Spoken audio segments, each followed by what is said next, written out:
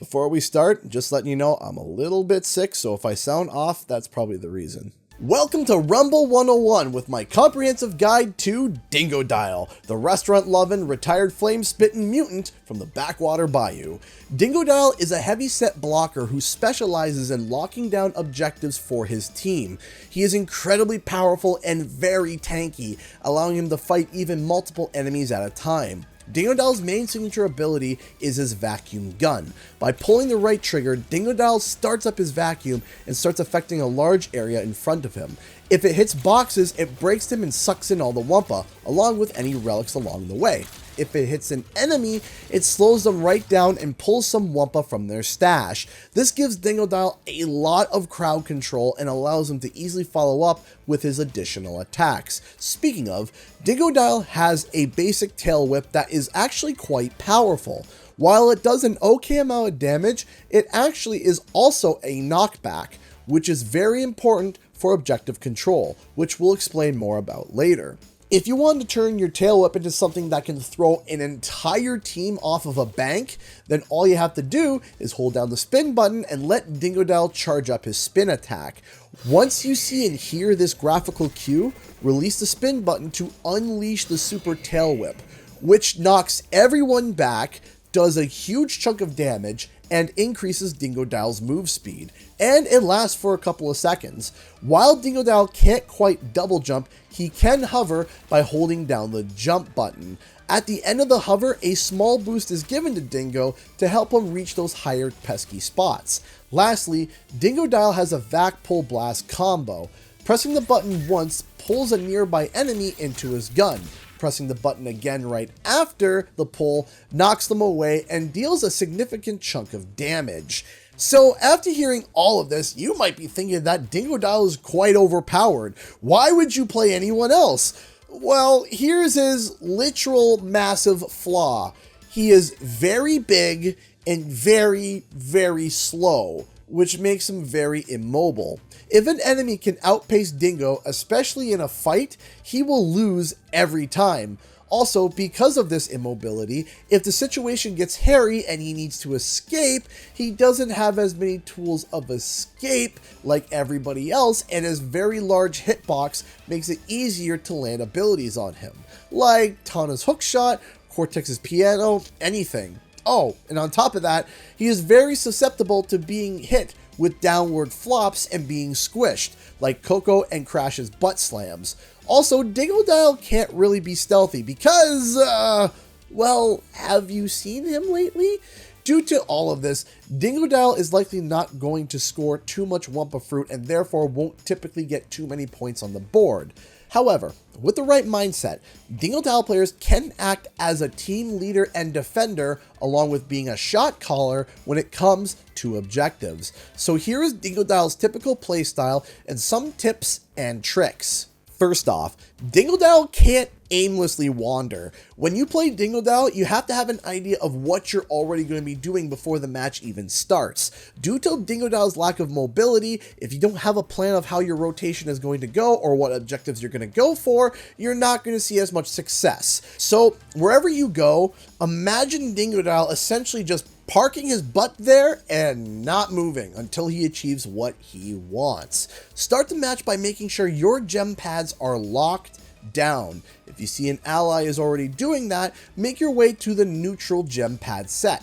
If there isn't any, then make your way to the enemies. Once Dingodile gets to the gem pad set that isn't on his team's side, he now is going to park his butt right there and not move from that point until he is either forced out or takes it over. Try not to die, as dying is a giant waste of time. And again, Dingodile is very slow, so if he dies, getting back to the objective is pretty difficult due to his low movement speed. If the neutral gem pads are taken over and or your team now has a double bonus, you are now going to collect Wumpa Fruit for the entirety of the bonus.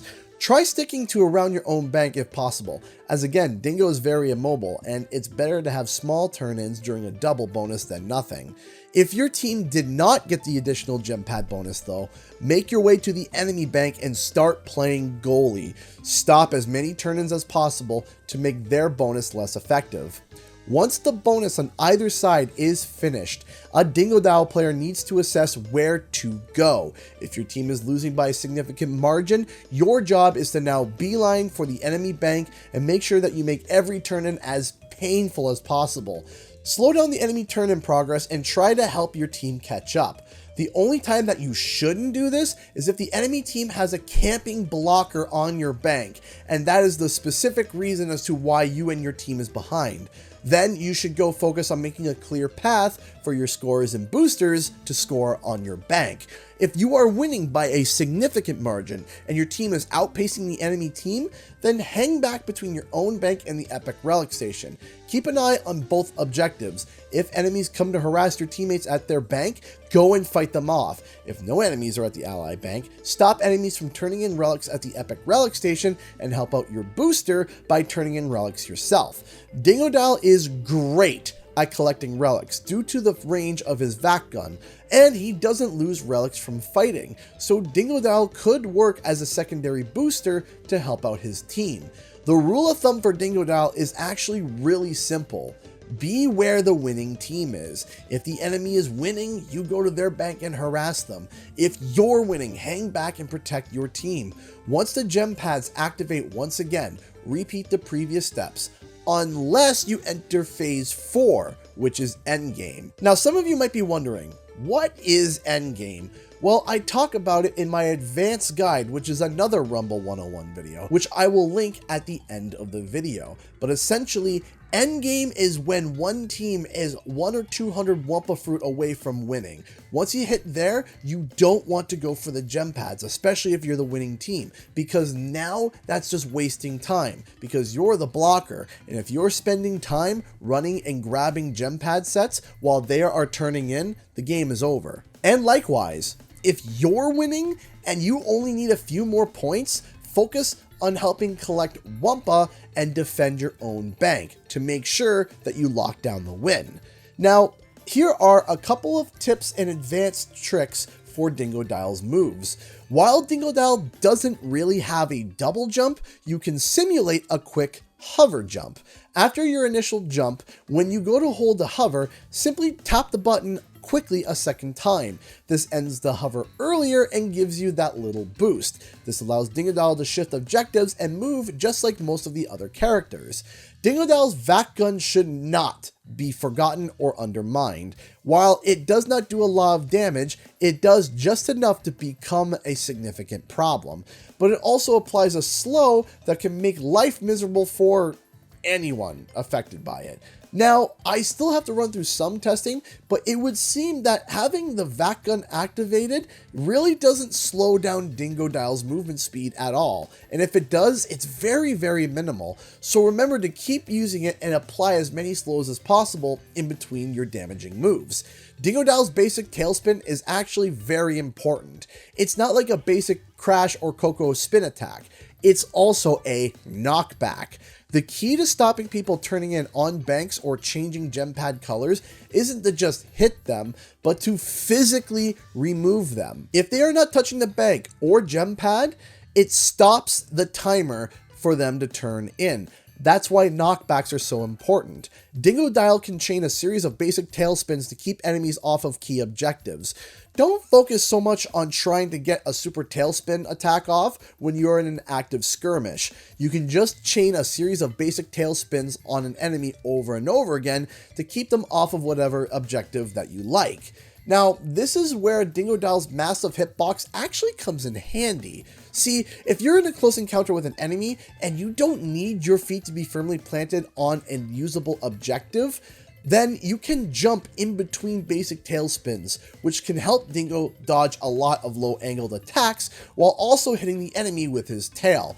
This little trick can really drive the enemy team nuts. Speaking of the super tailspin attack, the super tailspin attack has a long windup, and if Dingodile is interrupted, the charge up stops. This is why I advise to not use it too often in active fights unless a clear opportunity shows. However, you can start the charge up for the attack while you are in mid-air or about to drop from a higher spot.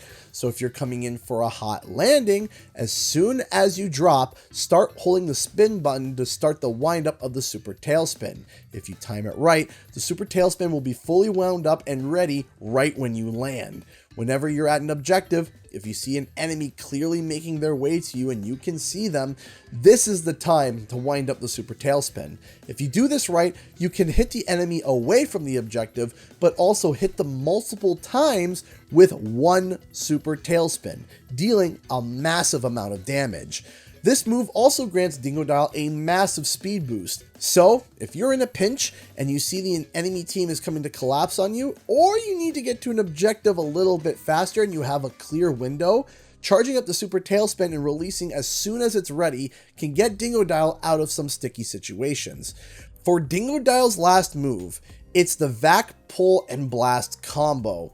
The range of the actual Vac Pull is pretty short and it's easy to miss. While it's better than what it was in the beta, I still find the move a little bit janky, specifically the Vac Pull. Also, it doesn't work like Crash's Super Belly Slam where you can just jam the button twice and call it a day. No. You need to be able to time the second button press right after the initial button press and after Dingodile does his initial Vac Pull.